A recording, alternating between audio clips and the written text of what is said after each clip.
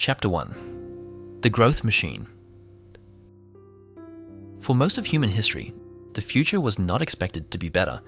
It was expected to be similar. A farmer's son would likely become a farmer. A craftsman's child would often continue the same trade. People inherited not only their family's possessions, but their family's possibilities.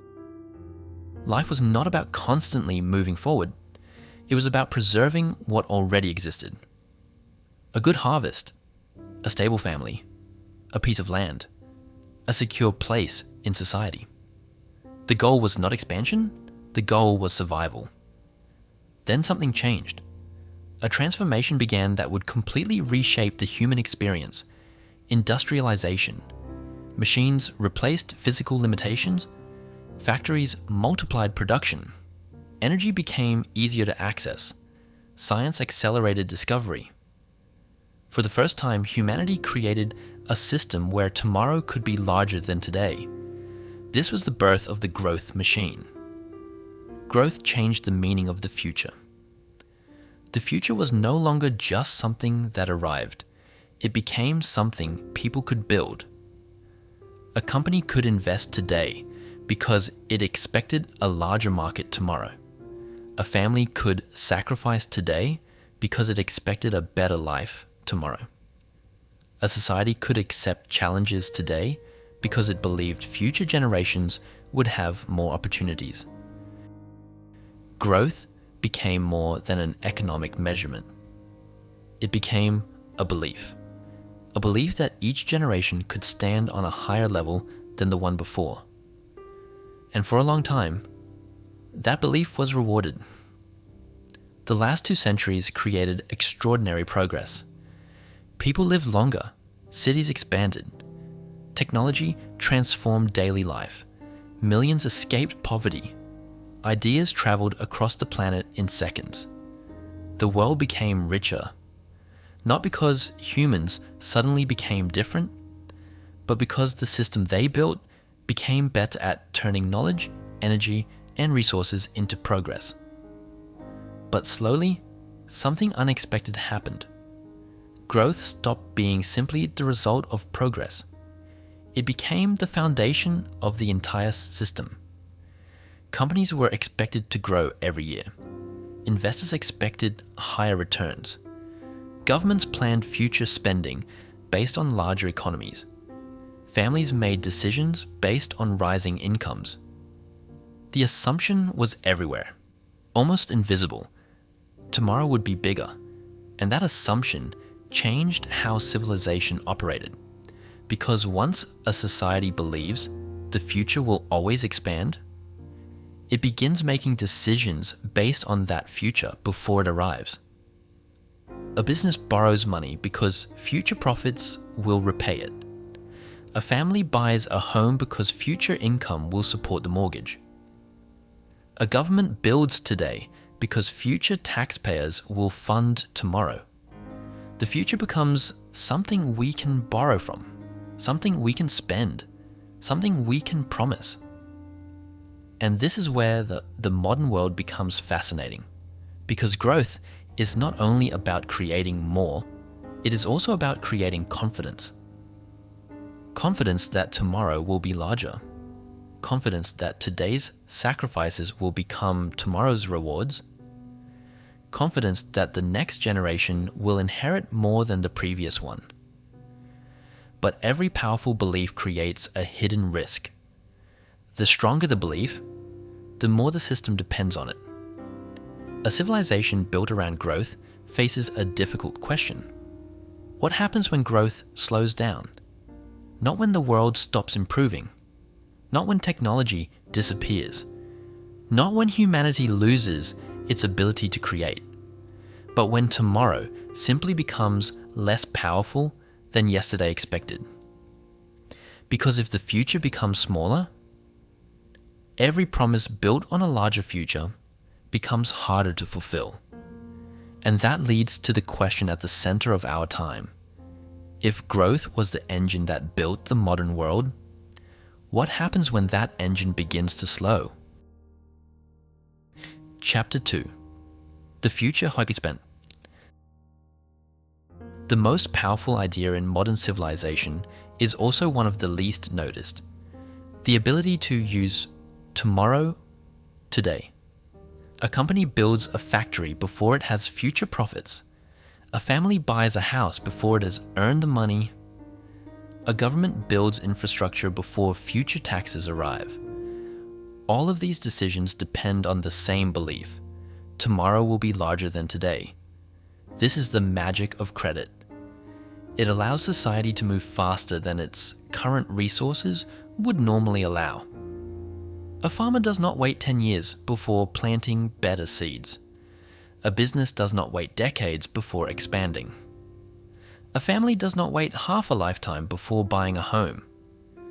Credit transforms future possibilities into present action, and this changed everything. But there is a hidden trade. Every time we bring the future into the present, we create a promise. A mortgage is a promise that future income will support today's purchase. A company loan is a promise that future profits will justify today's investment. Government debt is a promise that future taxpayers will carry today's decisions. The system works because tomorrow usually arrives. And when tomorrow becomes bigger, the promises become easier to keep. For much of modern history, this was exactly what happened. Productivity increased, technology improved, companies expanded, workers became more productive. The future kept delivering more than the past expected. But then something changed. The world became more complex. Population growth slowed in many countries. Productivity gains became harder to achieve. Economic expansion became less automatic. Yet the promises remained. This created one of the defining tensions of the modern era. A system built for a faster growing future, operating in a slower growing world. And this helps explain one of the strangest contradictions today. Why do societies with more wealth than ever before still feel pressure? Because the problem is not only how much we have, it is how much of the future has already been committed. When a large part of tomorrow is already promised, there is less flexibility left for what comes next. A young person entering the economy today is not only competing for income, they are entering a world carrying decades of previous decisions. Housing prices reflect past expectations. Debt reflects past confidence. Asset values reflect past growth. They are not simply building their own future. They are stepping into a future that has already been partially spent. This does not mean credit is the enemy. Without credit, many of humanity's greatest achievements would have happened much slower. The problem is not borrowing from tomorrow. The problem is borrowing from a tomorrow that may not arrive as expected. Because every civilization eventually faces the same question. How much future can we consume before we have to create a new one? And this leads to the next mystery. If growth is slowing, why are assets like housing and stocks still becoming more expensive? The answer reveals one of the biggest misunderstandings of the modern economy. Because asset prices are not only about what exists today, they are about who owns the claims on tomorrow. Chapter 3. The future is already owned. One of the strangest contradictions of the modern economy is this: growth can slow down, while assets continue becoming more expensive. At first, this seems impossible. If people have less future income, shouldn't houses, stocks, and other assets become cheaper?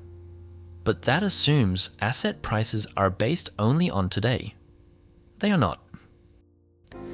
Assets are prices placed on the future. A company is not valuable because of the profits it makes today. It is valuable because investors believe it can create profits tomorrow. A house is not valuable only because of its bricks and land. It is valuable because people believe future buyers will pay more. In other words, assets are not just things, they are claims on tomorrow. During periods of rapid growth, these claims are easy to support. A bigger economy creates more income. More income supports higher prices. The future keeps expanding. But when growth slows, something unusual happens. People do not stop wanting a better future. They simply have fewer places to find it. When productivity slows, when wages grow slowly, when opportunities feel limited, people often turn toward what already exists. Land, stocks, companies, resources, anything that represents a piece of the future. This creates a new competition, not just a competition to earn more, a competition to own more. Those who already own assets participate in future growth. Those who only rely on their labor must continue chasing it. This is why a society can become wealthier overall, while many people feel left behind. The economy may still be producing more value, but the ownership of that future becomes increasingly concentrated. The deeper issue is not simply that assets become expensive. It is that the future itself has become an asset. For previous generations, the future was something they expected to create. For many today, the future is something they must buy into through housing, through investments, through education, through access. And this creates a difficult question. If more and more of tomorrow is already owned, what opportunities remain for the people arriving tomorrow? Because every generation inherits not only the technology and wealth of the previous one, it also inherits its promises, its debts, its assumptions, its unfinished decisions. The real challenge of a slower growth world is not creating value. Humanity has always been good at that. The challenge is deciding who gets to participate in the value that comes next. And this leads to the next question. If the old growth engine is slowing, can a civilization built on constant expansion survive without changing its rules? Chapter 4. The Slowdown Trap. For 200 years, the formula seemed simple. Create more, produce more, grow more, and the future will take care of itself. But every growth system eventually faces the same problem. The easiest growth happens first. Building the first factory changes everything. Connecting cities with railways changes everything.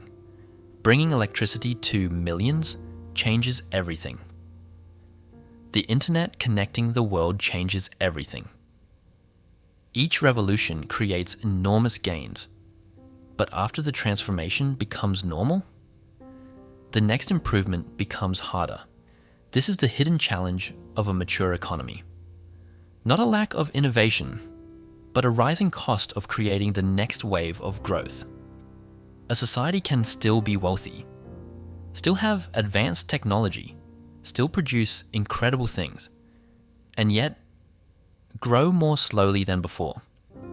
The problem is that the expectations built during faster growth do not disappear.